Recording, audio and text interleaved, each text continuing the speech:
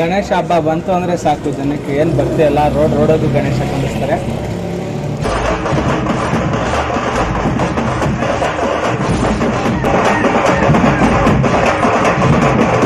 ಇದೆಲ್ಲ ಏನು ಭಕ್ತಿ ಅಂದ್ರೇನೆ ಬೇರೆ.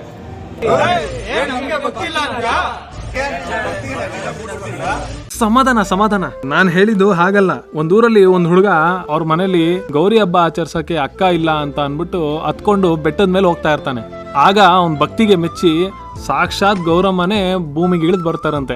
ಈಗ್ಲೂ ಆ ಊರಲ್ಲಿ 1 ತಿಂಗಳ ಕಾಲ ಗೌರಿ ಗಣೇಶ ಹಬ್ಬನ ಆಚರಿಸ್ತಾರೆ. ಈ ವರ್ಷ ಹಬ್ಬ ಆಚರಿಸಿ ಗಣೇಶ ಗೌರಿನ ನೀರಲ್ಲಿ ಬಿಟ್ರೆ ಆ ದೇವ್ರ ಮೇಲೆ ಇದ್ದಂತ ಆಭರಣ, ಸೀರೆ ಮತ್ತೆ ದೇವರ ಮಣೆ ಅಷ್ಟೂನು ಮುಂದಿನ ವರ್ಷ ಹಬ್ಬಕ್ಕೆ ತಾನೇ ನೀರಿಂದ ಮೇಲೆ ತೇಲ್ ಬರುತ್ತೆ. ಅದು ಯಾವಾಗ ತೇಲ್ ಬರುತ್ತೆ ಅವಾಗ್ಲೇನೆ ಆ ಊರಲ್ಲಿ ಹಬ್ಬನ ಆಚರಿಸೋದು. ಅಷ್ಟೇ ಅಲ್ಲ, ಸಾಂಸಾರಿಕ ವಿಷಯದಲ್ಲಿ ತೊಂದರೆ ಇರುವಂತ ಎಷ್ಟೋ ಜನ ಹೆಣ್ಮಕ್ಳು ಅಲ್ಲಿ ಬಂದು ಪೂಜೆ ಮಾಡ್ಕೊಂಡು ಹೋಗಿದ ತಕ್ಷಣ ಅವ್ರ ಸಂಸಾರದಲ್ಲಿ ಇರುವಂತ ಎಲ್ಲಾ ಸಮಸ್ಯೆನೂ ಬಗೆಹರಿಸ್ಕೊಂಡಿದ್ದಾರೆ ಅಂತ ಒಂದು ಪ್ರತೀತಿ ಇದೆ. ಎಷ್ಟೋ ಜನ ಹೆಣ್ಮಕ್ಳು ಈಗಲೂ ಅಲ್ಲಿ ಬಂದಾಗ ಹೇಳ್ತಾ ಇರ್ತಾರೆ. ಆ ದೇವಸ್ಥಾನ 1 ತಿಂಗಳು ಮಾತ್ರ ಓಪನ್ ಇರುತ್ತೆ.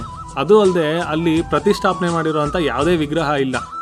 ಪ್ರತಿ ವರ್ಷನೂ ಗೌರಿ ಗಣೇಶನ ನೀವು ಹೇಗೆ ತರ್ತೀರೋ ಹಾಗೆ ಅಲ್ಲೂ ಗೌರಿ ಗಣೇಶನ ಮಣ್ಣಿಂದ ಮಾಡಿ ತಗೊಂಬಂದು ಪ್ರತಿಷ್ಠಾಪನೆ ಮಾಡಿ ಮತ್ತೆ 1 ತಿಂಗಳಾದ್ಮೇಲೆ ತಗೊಂಡೋಗಿ ನೀರಲ್ಲಿ ಬಿಟ್ಬಿಡ್ತಾರೆ. ಹಾಗೆ ಈ ತಿಂಗಳು ಸೆಪ್ಟೆಂಬರ್ 29, 2022 ಜಾತ್ರಾ ಮಹೋತ್ಸವ ಇದೆ.